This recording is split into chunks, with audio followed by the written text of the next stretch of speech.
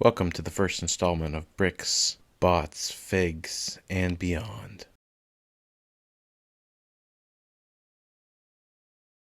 Today I have for you a review of LEGO Star Wars Set 75310, Duel on Mandalore, released summer 2021. Looking at the box art, you've got the white border that's been in place for the last year. LEGO's put a nice touch on the box art using the 332nd clone helmet at the top right corner, which was a specific company for Ahsoka Tano. The image on the front of the box is a good representation of what you get.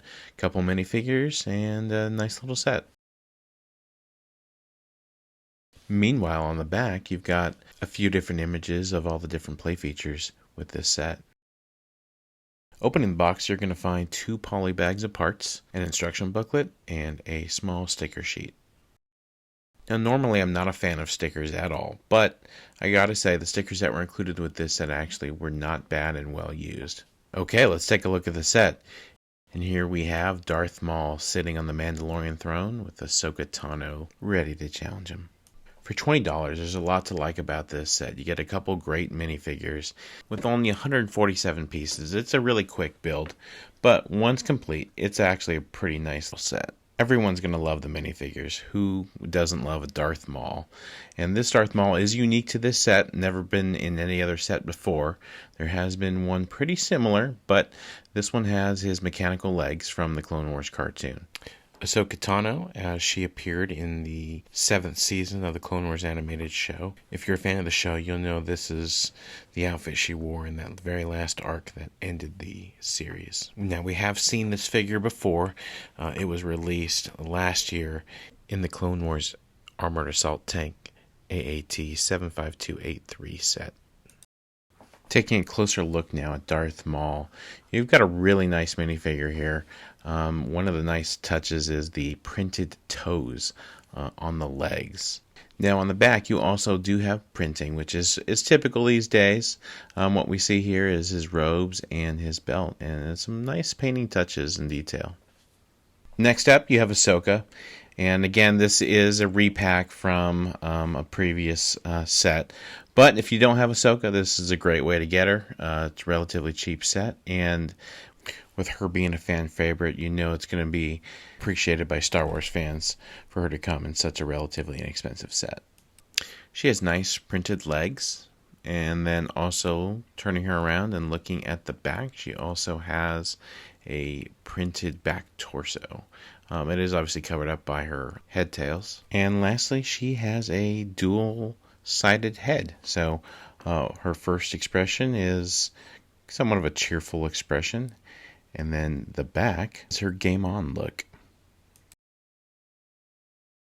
Moving on to the build, let's start with Darth Maul's mobile prison chamber. It's a simple build, but it does the job. What I like about it is the use of the sticker that allows you to still see through the little viewport and gives you great shot onto Darth Maul's eyes. This is a great play feature for kids. You can put Darth Maul in there and imprison him, or any minifigure for that matter.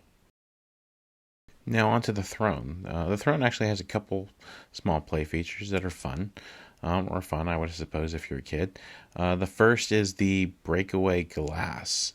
With a little flick, the orange glass will fall behind it. The glass is a good snug fit, so it isn't so loose and that it'll just fall by itself. You have to give it a good little flick. Next feature, a hidden compartment for a blaster. Underneath the throne, you slide this piece over and you will find yourself a small blaster that you can hide there for when the moment's right. Overall, the throne is a good build. It's simple and quick, but it represents the source material pretty well for the price point. Okay, let's take a look at the evolution of the Ahsoka minifigure. She was first released in 2008. This is a pretty common minifigure because she was released in 6 different sets between 2008 and 2010. As part of the Clone Wars animated series, there was a whole assortment of LEGO sets released in conjunction with that series. It wasn't until 2013 when a new Ahsoka was released, and it was included with set 75013, the Umbaran Mobile Heavy cannon. And then again in 2014 with the 75046 Coruscant Police gunship. Then in 2016 we get a new release of Ahsoka, this time in her outfit from the Rebels animated series released by Disney after they took over the Star Wars franchise from George Lucas. And lastly, the Ahsoka from today's set being reviewed, the Duel on Mandalore. With as popular as Ahsoka is amongst Star Wars fans, it's surprising we only have 4 releases of this minifigure, 4 different versions, that is, since 2008. I would suspect with the anticipated Ahsoka Tano Disney Plus live action series, we'll see another version of her pretty soon. Up next, let's take a look at the history of the Darth Maul minifigure. First, you have the hooded and caped minifigure from 1999 when Star Wars Lego first began. This figure was produced in 4 different sets from 1999 to 2007. The second minifigure was produced in 2011 and introduced the new headpiece with the horns. It was included in set 7961, the Sith Infiltrator. The next figure was first produced in 2015 in set 75096, the Sith Infiltrator again. And this time it came with printed legs, which was a nice overall look for the figure. It also got reproduced or repacked in 2 additional sets, but without cape. Then you've got the 2013 shirtless Maul that was included in set 75022, the Mandalorian Speeder. This figure was a bit unique because it actually included mechanical legs, not using typical minifigure legs, but actually using some sort of droid leg assembly. A year earlier, in 2012, you got the Polybag promo Darth Maul shirtless version.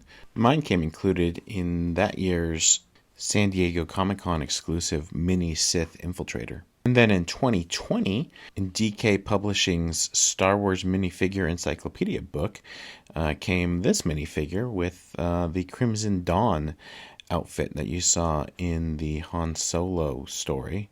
And this one is pretty similar to the minifigure that was included in the set we're reviewing today, but it includes the chain around Darth Maul's neck, and a slightly different print of the legs and tunic. And lastly, you have the Darth Maul included in the Duel on Mandalore set we're reviewing today. Overall, you can see a nice evolution of the Darth Maul minifigure going back from 1999 to present day. But our look back at the Darth Maul minifigure wouldn't be complete without looking at 2012's Advent Calendar and the Santa Maul that came with it. Alright, so in closing, LEGO Set 75310 Duel on Mandalore. Overall thoughts? This is a really nice set. $20 and you get a couple great minifigures, small build, but very fun and enjoyable. So my recommendation, buy it.